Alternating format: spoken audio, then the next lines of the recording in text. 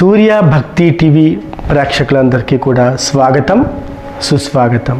ఈరోజు ఆదివారం జూన్ 30, 2024 సంవత్సరం, శ్రీ క్రోధినామ సంవత్సరం, ఉత్తరాయణం, గ్రీష్మ ఋతువు, జ్యేష్ఠ మాసం, బహుళపక్షం, తిథి నవమి మధ్యాహ్నం 1:18 వరకు ఉంది. నక్షత్రం రేవతి ఉదయం 9:10 వరకు ఉంది. వర్జ్యం తెల్లవారితే 3:53 నుంచి 5:23 వరకు వర్జ్యం ఉంది.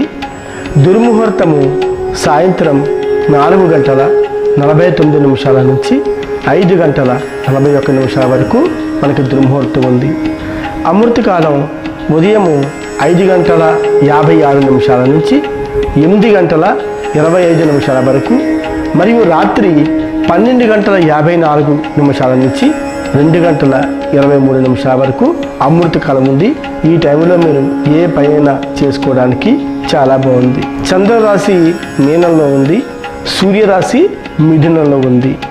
ఈరోజు సూర్యోదయం 5:32 సూర్యాస్తమయం 6:34 సాయంత్రం. ఈరోజు మనం ఉదయం రాహుకాలం, అలాగే అమృతకాలం, వర్జ్యం ఇవన్నీ తెలుసుకున్నాం. ఎప్పట్లాగే గురూపదేశం మనం కార్యక్రమంలో ప్రతిరోజు కూడా ఒక కొత్త అంశాన్ని మనం తెలుసుకుంటున్నాం. ఈరోజు గురూపదేశం కార్యక్రమంలో భాగంగా సీతాఫలం, రామఫలం ఈ రెండింటి గురించి తెలుసుకుందాం. చాలామందికి సీతాఫలం తెలుసు, రామఫలం తెలుసు. ఈ రెండు కూడా మీరు చూసే ఉంటారు, అలాగే వినే ఉంటారు. అసలు ఈ రెండు ఏంటి, ఈ రెండింటి ఉన్న సంబంధం ఏంటి, ఈ సాహిత్యానికి ఈ సంప్రదాయానికి మధ్యనున్న సీతాఫలం రామఫలం అంటే మీలో అందరికీ కూడా సీతాఫలం రామఫలం అంటే తెలుసు, ఎప్పుడైనా తిన్నారు, అందరూ తిని ఉండాలనుకుంటాను. కానీ నిజమేనా అంటే పై ఆకారంలో భేదం ఉన్నా సీతాఫలానికి రామఫలానికి మధ్యన భేదం ఉన్నా సరే లోపల గింజలు రుచి సమానంగానే ఉంటాయి. అంటే పేర్లను బట్టి చూస్తే వీటి పుట్టుకలో ఏదో గమ్మత్తు ఉండి తీరాలని మీలో తెలివైన వాళ్ళ బుద్ధికి తడుతుంది.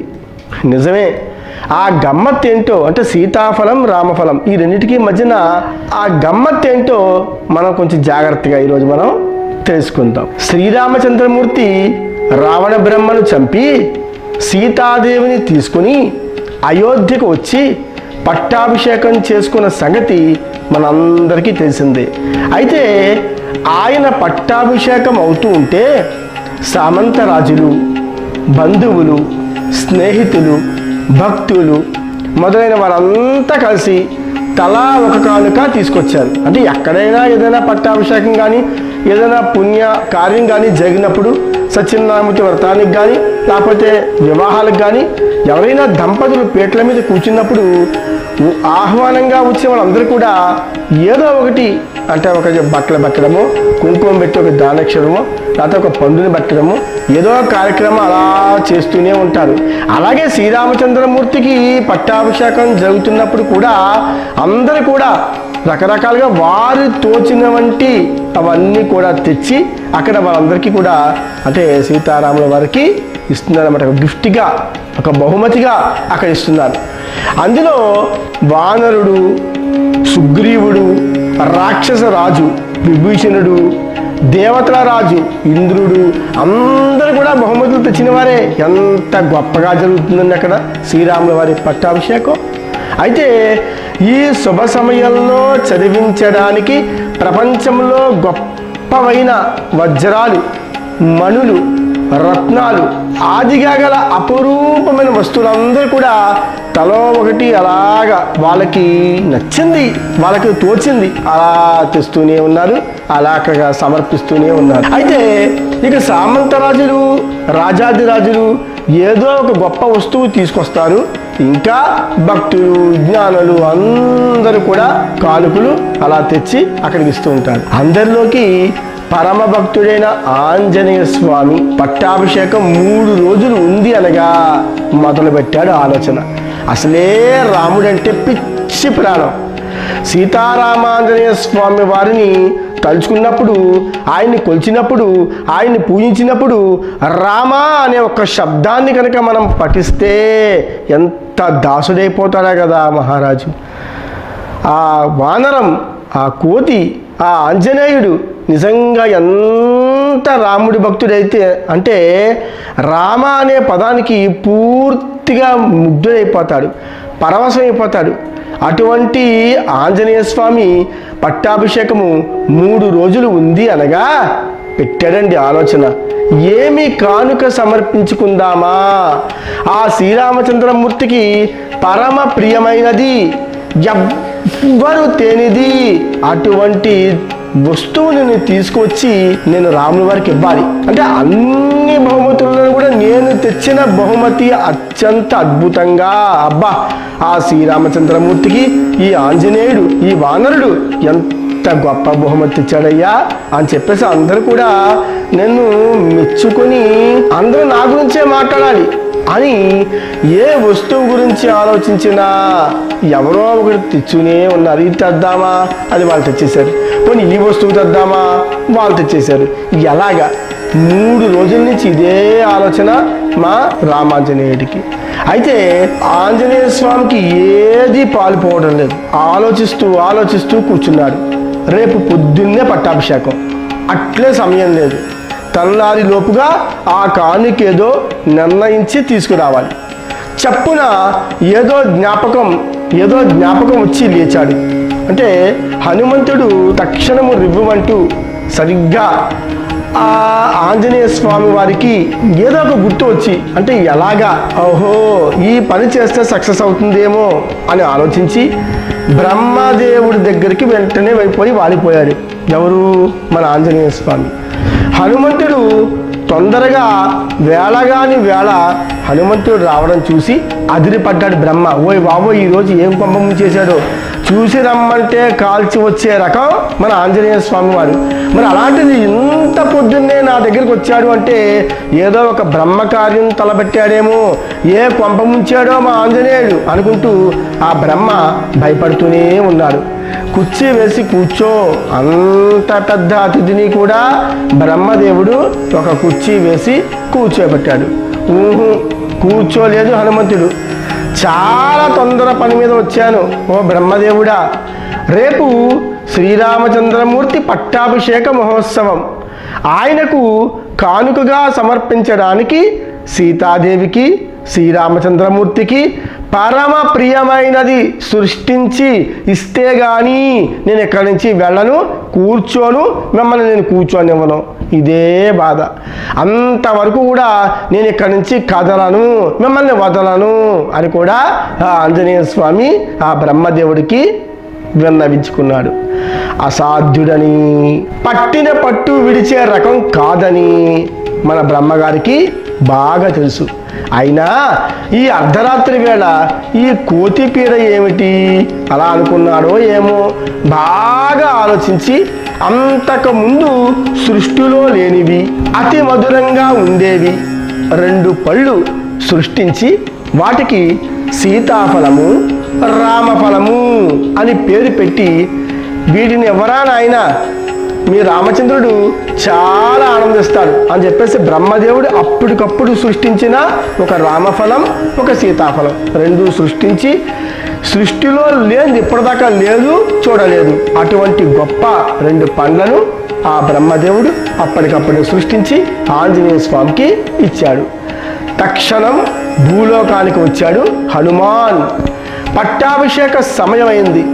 హనుమాన్ ఎక్కడున్నాడా అని అయోధ్యంతా వెతికిస్తున్నాడు శ్రీరామచంద్రుడు. అదేంటి పట్టుమని 10 నిమిషాలు కూడా నా దగ్గర నుంచి వదలకుండా వెళ్ళడు కదా, అలాంటి 3 రోజులైనా సరే ఈ ఆంజనేయుడు ఎక్కడికి పోయాడు, నా బంటు చూడకుండా నేను ఉండగలనా అని చెప్పేసి ఇదే ఆలోచనతో శ్రీరామచంద్రుడి పీటల మీద కూర్చున్నాడే కానీ ఆ ఆలోచన అంతా కూడా ఆ ఆంజనేయుడి మీద ఎక్కడికి పోయాడు, ఏ గొప్ప కార్యానికి వెళ్ళాడో, ఏ ఘనకార్యం చేయడానికి వెళ్ళాడో ఒక పక్కన ఆశ్చర్యంగా ఉంటుంది, ఒక పక్కన ఏ చేతకాని పని ఏం చేస్తాడో అని చెప్పేసి భయపడుతూనే ఉన్నాడు.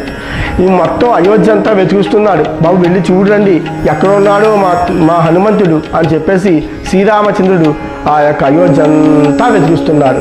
అయితే ఏమైనా కోపం వచ్చి అడిగాడేమో అని కూడా అనుకున్నాడు. తనలో హనుమంతుడు అంటే పరమమైన ప్రేమ. ఆయనకు పట్టాభిషేకం జరుగుతున్న సంతోషమే లేదా ఆ ముఖంలో. ఎందుకంటే ఆంజనేయ స్వామి నా పక్కన ఉండవలసిందే. ఏదో ఒక వెలితి కనబడుతోంది. చాలా రాజులు, మహారాజులు, పట్టాభిషేకులు, యోగులు అందరూ వచ్చారు. ఎంతమంది వచ్చినా సరే ఆంజనేయ స్వామి నా పక్కన లేడు అన్న ఆలోచన అనే ఒక చిన్నది ఆయన ముఖంలో, అంటే శ్రీరామచంద్ర వారి యొక్క ముఖంలో స్పష్టంగా కనబడుతూనే ఉన్నది. అయితే ఇంతలో హనుమంతుడు వచ్చాడు అంటే వచ్చాడన్నాడు. అందరూ కూడా హనుమంతుడు సరాసరి శ్రీరామచంద్రుడి పాదాల వద్ద అలా వాలిపోయాడు. వాలి రెండు చేతులతోటి ఆ రెండు ఫలాలు కూడా సీతారాముల వద్ద ఉంచి సీతాఫలము రామఫలము అని నమస్కారం చేశాడు. ఏమయ్యా ఆంజనేయ, 3 రోజులైంది కదా, ఎక్కడికి వెళ్ళావు? కనీసం ఒక మాట అయినా చెప్పొద్దా, ఒక వార్త అయినా పంపొద్దా, ఎక్కడికి వెళ్ళావో అని చెప్పేసి అలా బెంగపడుతూనే ఉన్నానయ్యా, వానరా అని చెప్పేసి సీతారాముడు అడిగితే అప్పుడు అంటున్నాడు ఆంజనేయ స్వామి, అయ్యా మీకోసం నేను తెచ్చిన ఈ 2 పళ్ళు కూడా ఒకటి రామఫలము ఒకటి సీతాఫలము అని చెప్పేసి స్వామివారి పాదాల దగ్గర చెంత ఉంచి వినయపూర్వకంగా అలా నమస్కారం చేస్తూ ఉన్నాడు మా ఆంజనేయుడు. శ్రీరామచంద్రుడు హనుమంతుణ్ణి కౌగిలించుకుని 3 రోజుల నుంచి కనబడడం లేదు. ఎక్కడ ఉన్నావోయ్ హనుమాన్ అని అడిగాడు.